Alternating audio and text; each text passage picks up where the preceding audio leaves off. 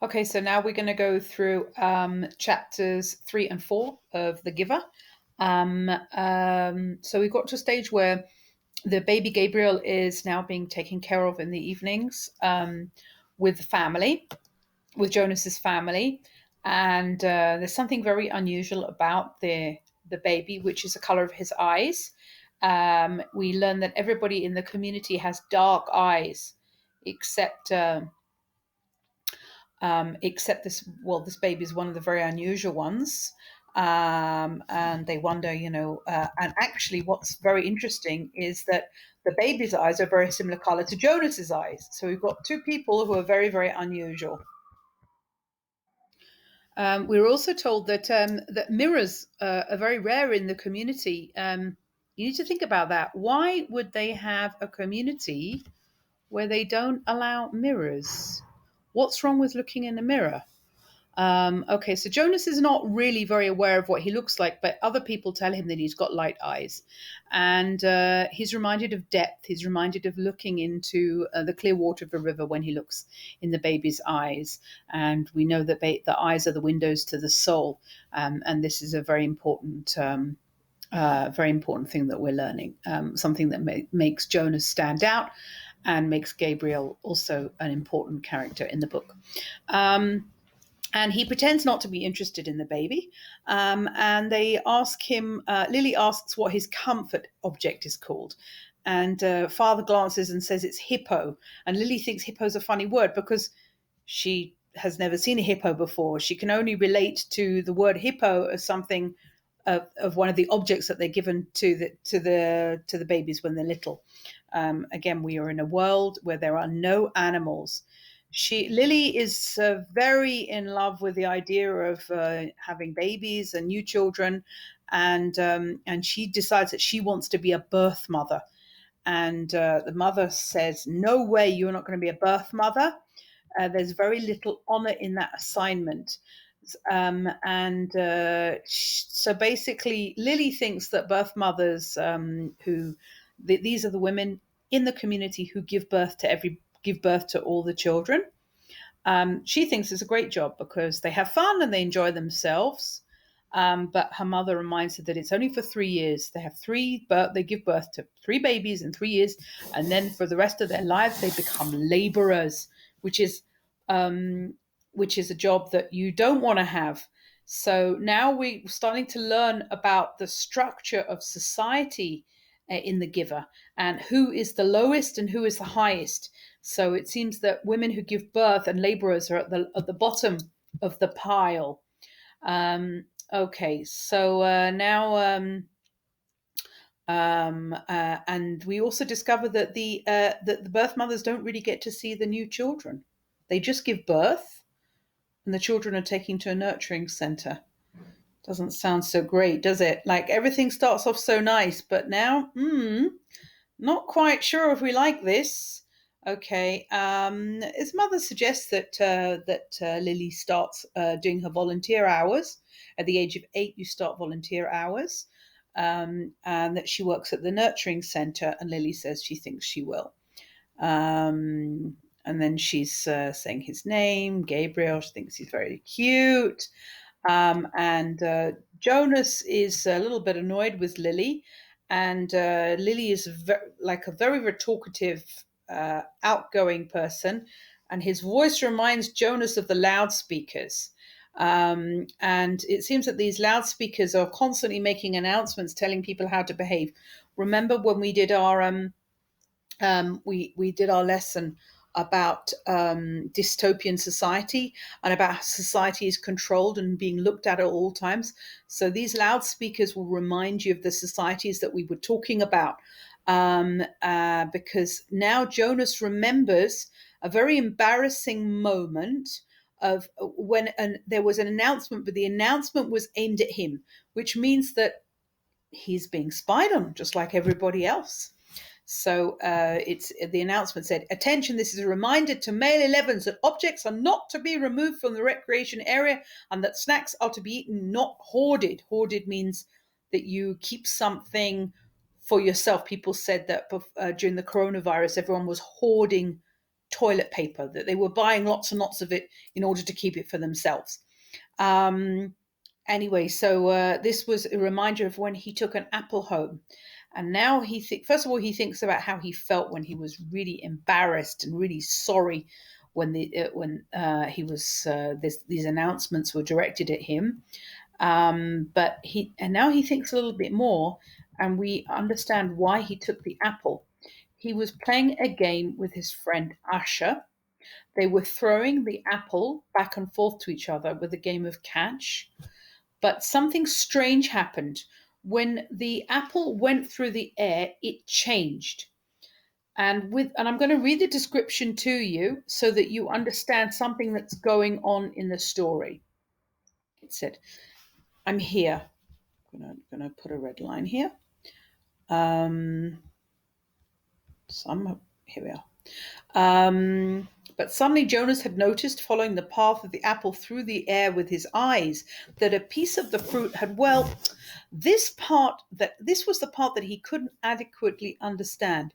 The apple had changed just for an instant. It had changed in mid-air, he remembered. Then it was in his hand, and he looked at it carefully, but it was the same apple, unchanged, the same size and shape, a perfect sphere. A sphere is a circle, it's a 3D circle. The same nondescript shade, about the same shade as his own tunic. Nondescript means he doesn't really have a color. When a person's nondescript, that means they don't look like anyone at all. So we're learning that in this community, in this society, there are no colors. The apple is not red. It's the same color as his tunic. His tunic doesn't really have a color at all. And again, each time he throws it, he sees it changing. And it happens to him. It happens 4 times. So he decides he's going to take the apple back with him to take a look. Asher doesn't notice anything at all. So he looks at it with a magnifying glass, and he throws it around the room, and nothing happens. The apple is the same as usual. So something is going on. There is something different about Jonas. Jonas looks different. He feels a little bit different to everybody else. And he sees things differently. He's seeing this apple in a way that other people aren't seeing it. Okay. So now he's trying to figure out what was going on, and he can't make sense of it. He can't put his feelings into words because he doesn't know how he feels about it.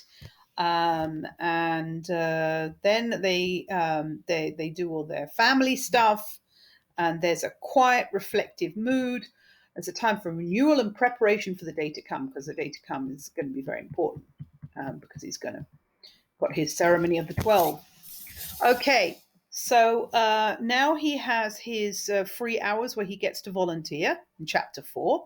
And he has decided that he's going to hang out with his friend Asher.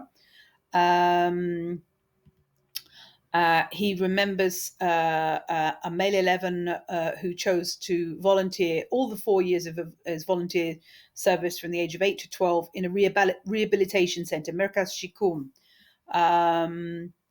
And he became very skilled and very, very good at it. And everyone knew that his assignment would be in that field. Obviously, if somebody does a lot of volunteer work somewhere, they'll end up giving the assignment to work there by the elders. Okay. He doesn't really like Benjamin very much, because he feels that he was impressed by everything he doesn't like him because he just doesn't talk very much. But he's very impressed by him. Okay, then they go to the areas of the dwellings. Dwellings is a place where people live, and he rides past the community structures. Structures are like what you have in the middle of a structure. Can be a building. It can be something that you build in Sofim. And he's looking for Asher's bicycle. And he rides past the central plaza and the large auditorium where there are meetings, and then he passes the nurturing center, and then he checks out the he looks at the food distribution center. So now we've got like an idea of what the community looks like, all these different buildings that all have different functions. In your mind's eye, we'd like you to be able to like build a kind of map of what this community looks like. So finally, he finds Usher's bicycle, because all the bicycles have names on them, at the House of the Old. Okay, and there's another bike there belonging to somebody called Fiona, who Jonas likes a lot. And the attendant greets him. Everybody knows each other. And one second. And all of the volunteer hours are written down in the Hall of Open Records. Okay. And it said once an 11 had arrived at the ceremony of 12, only to hear a public announcement. I'm just underlining it here so that you can see. Only to hear a public announcement. Oops. That he had not completed the required number of volunteer hours. Okay, remember we talked about control, how society is controlled in a dystopian society. So this kid has been, he can't move up because he's not done enough hours. So he wasn't giving his special party and everything. All right, so she's very happy to have volunteers today. They celebrated a release this morning. Oh, isn't that nice? Whatever a release is. And Ash and Fiona have gone to the bathing room. They're helping them bathe. Okay. So I'll find out that Jonas has chosen to do his volunteer hours in lots of different places, not in just one place. So he has absolutely no idea what his assignment's going to be in the ceremony of the 12s. Everyone's saying hello, and it all seems very nice. This old age home is such a nice place to be, and everyone's all happy. And Usher and Fiona are washing these old people. Now, we have something here about nakedness, about being naked, that it was against the rules for children or adults to look at another's nakedness, but the rule did not apply to new children or old. Okay, so it's like in terms of sexuality, there's a lot of control in this society, but this doesn't apply to babies and to old people. And Jonas is glad about that. That he can feel safe here in this place where people sort of trust each other. And he sees Fiona, and there's this elderly woman, Larissa, and she talks about them celebrating the release of Roberta and how nice it was, and what they do at the release is they tell them about all their memories. They go through the memories of the people, and they try and make their lives meaningful. But she has a bit of a laugh because there are people around whose lives are not meaningful enough. This Edna, she was a birth mother and she worked in food production, not somebody who did anything very exciting. And she said that sometimes people fall asleep in the ceremony. They have a bit of a laugh about it. Okay, and then we're going to go on to the end of the chapter where they talk about the ceremony when they released people. And they talk about this Roberto, how he had a successful life and he raised children and he did landscaping design. And they have a toast. They raise their glasses. They cheer. They chant the anthem, and he makes a goodbye speech. And then Jonas asks curiously, where exactly did Roberto go? He wants to know what happens to people when they get released.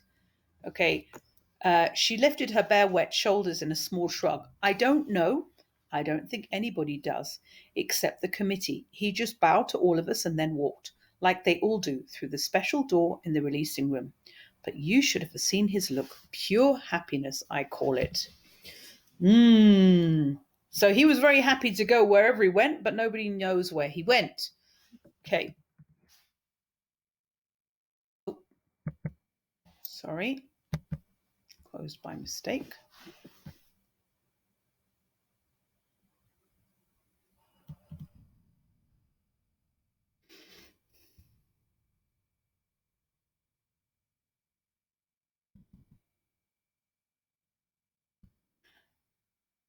And then we get to the end of the chapter. And Jonas wishes he'd been there to see it. And Larissa says, I don't know why they don't let children in. Not enough room, she guesses. And then they say, well, maybe we'll bring it up at the committee that children should be there for the release. But I think that the reader understands, maybe they understand something that Jonas doesn't understand, because we know that everybody dies, right? So release has got to mean something about how a person's life ends. It's got to be something which isn't so great. For us, our whole idea of death is not something fun. So the reader's gonna be looking at this thinking, when are we going to find out the truth about what's going on here? Okay, so that's it.